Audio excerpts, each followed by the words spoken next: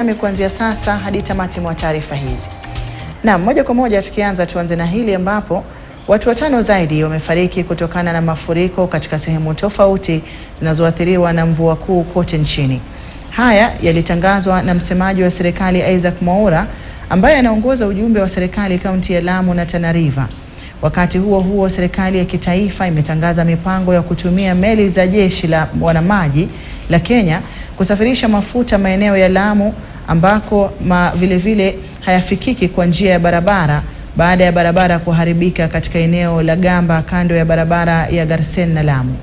Mafuta kwa sasa yamepungua na katika baadhi ya maeneo ya kaunti hiyo tayari hakuna petroli.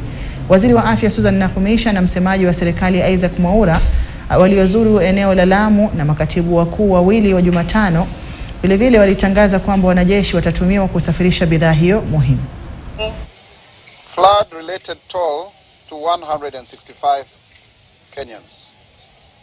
We do send our sincere condolences and sympathies to grieving families, and Kenyans should remain vigilant and comply with alerts and cooperate with the evacuation teams to avert more deaths and injuries.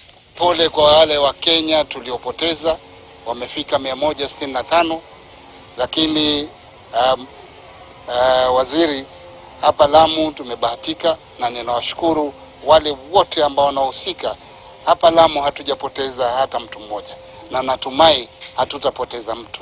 We have other places like Garissa that the road was completely cut off, that has been fixed. So here it is on the priority list.